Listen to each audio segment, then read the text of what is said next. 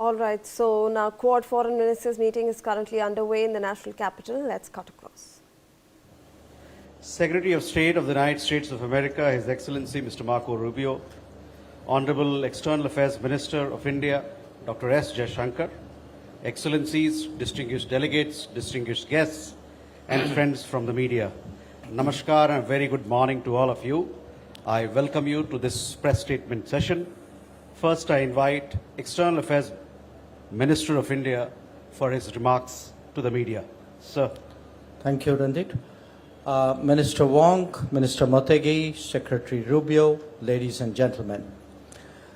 We've just concluded a very substantive and productive meeting of the Quad Foreign Ministers, and I thank Penny, Toshi, Marco for being here, making the effort, and for what's, as I said, been a very, very good meeting. Now, this is our first meeting in 2026. We had met twice in 2025. Understandably, much of the discussions and indeed the bilateral exchanges were devoted to the current state of the world. Being Quad, we naturally focused on issues of particular relevance to the Indo-Pacific. Because we are four maritime democracies located at different ends of the Indo-Pacific, the exchange of perspectives was an exercise of considerable value. The maritime domain has seen a steady expansion of collaboration, including surveillance and domain awareness, logistics network, undersea cables, training, capacity building, and HADR activities. We will be continuing to deepen these areas in the times ahead. We spent some time on the question of safe and unimpeded maritime commerce and reaffirmed the significance of scrupulously observing international law. Our four nations are also market economies. We believe strongly that economic resilience should be promoted, that supply chains should be strengthened, trusted and secure technologies diffused, and production capacities enhanced. Our deliberations touched on the current energy and fertilizer availability, as well as that of critical minerals and resources. The goal is to intensify cooperation among ourselves while also assisting others. We, the Quad nations, are open societies who foster innovation and creativity in our quest for growth and prosperity. These forces are strengthened when we undertake more exchanges, as we intend to do. So, whether it is in business forums, healthcare initiatives, or digital activities, each facet of a joint effort makes the region that much better. As democratic nations, we also devoted attention to countering the common threat of terrorism. There must be zero tolerance for terrorism, and nations subject to terrorist attacks have the right to defend themselves. A free and open Indo-Pacific has many dimensions and facets. Our meeting today took stock of the progress in many of them, while encouraging exploration in others. In the coming days, whether it is economic activity, energy trade, or maritime commerce, the Indo-Pacific will become even more important to the world. The responsibilities of the Quad will grow commensurately, and we must prepare for that.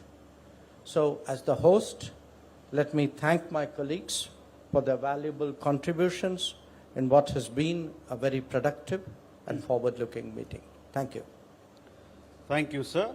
I now invite Minister of Foreign Affairs of Australia for her remarks. Madam, the floor is yours.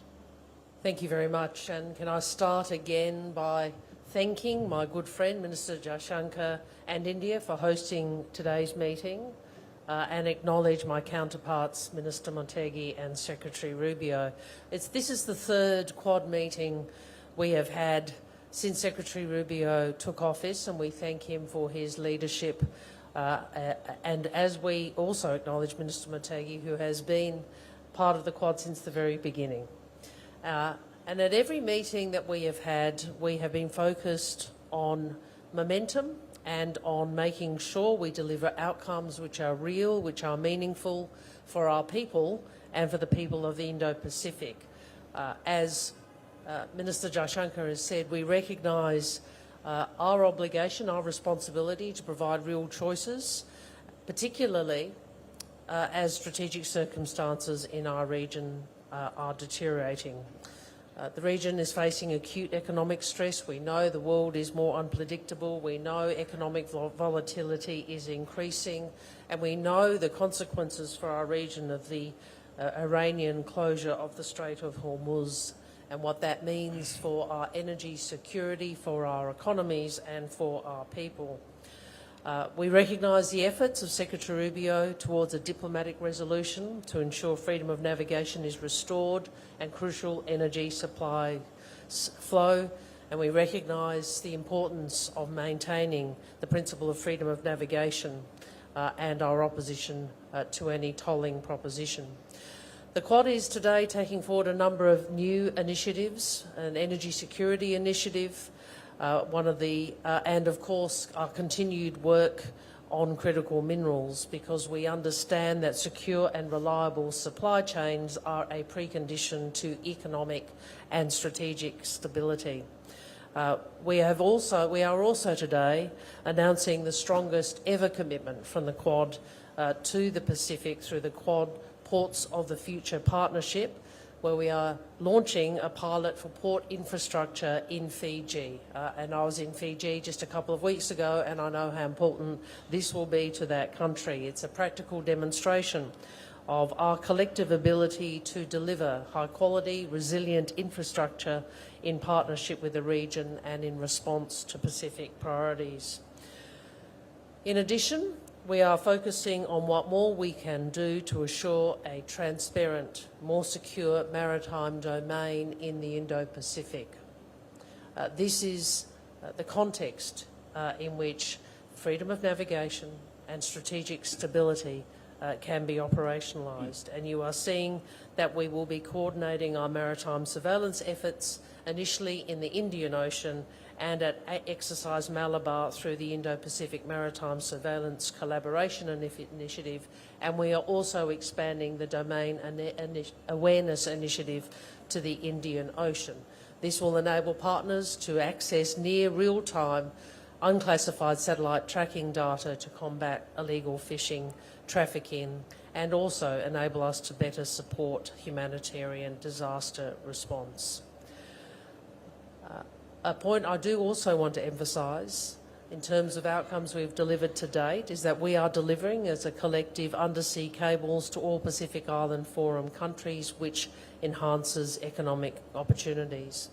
We are also working together to strengthen cooperation against scam centres, particularly in Southeast Asia, building law enforcement capacity and deepening cyber cooperation. These are just some of the measures, practical measures, Quad countries are engaged in. We know we are stronger when we work together. We know we work better in partnership across our region, and we work best by listening to the priorities of our region and delivering practical outcomes to make a difference to our people's lives. Thank you very much. Thank you, Madam Minister. I now invite Minister of Foreign Affairs of Japan for his remarks to the media. Sir, the floor is yours. I will speak in Japanese, so could you use headphone? 最初に Firstly, I thank Minister Jaishankar for kindly hosting the Quad Foreign Ministers meeting. I thank Jay for being the host. The first time I attended the Quad Foreign Ministerial was back in 2019, September, for the inaugural meeting. You're working on my the headphone back. You got it? Okay, thank you. I thought you understand Japanese. So you're going to have to start over. I'm sorry.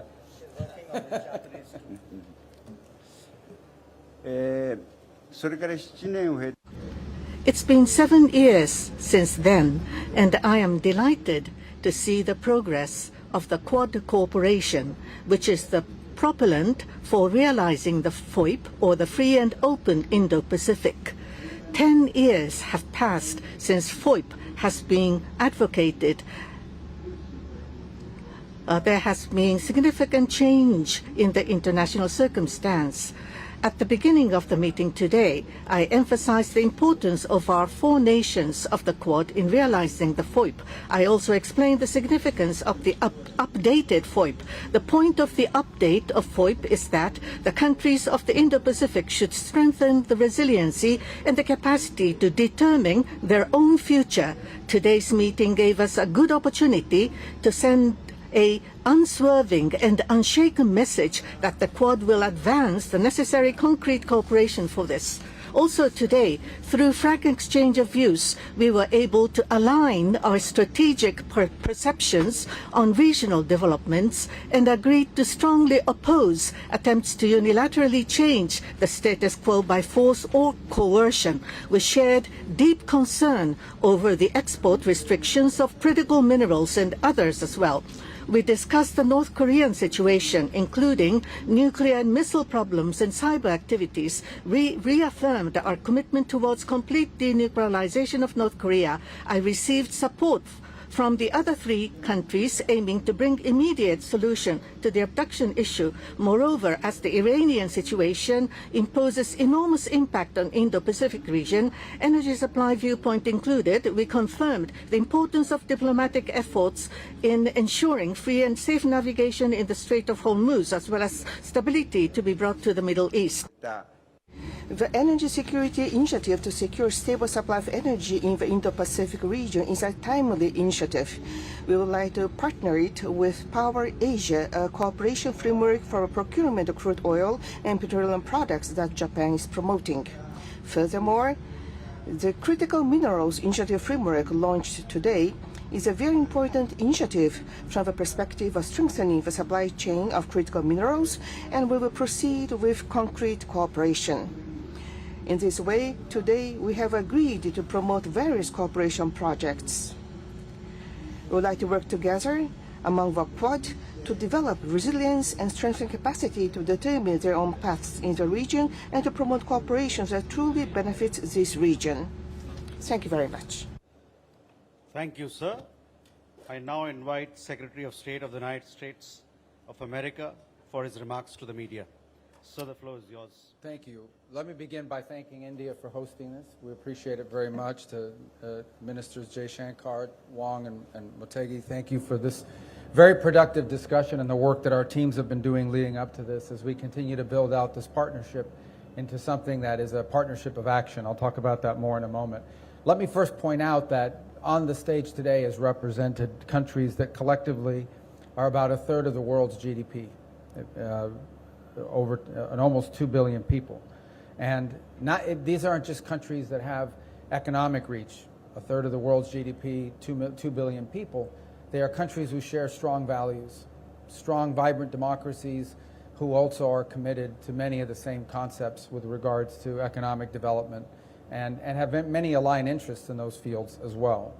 And so the goal is to turn the Quad, and 16 months ago, before when I became Secretary of State and we began our conversations, we all agreed that we wanted this gathering, this partnership, to be more than just a place where we got together every now and then and discussed the problems of the world that we held in common, but a place of action, a forum of action where we can begin to turn our collective interests into action to the benefit of the people of our countries, but ultimately to the benefit of many other countries around the world who would benefit from some of the things we're working on today. And I'm very happy today that as a result of the work that our teams have been doing leading up to this conversation today and our conversations today, we have real concrete achievables that we can announce to our respective countries and to the world.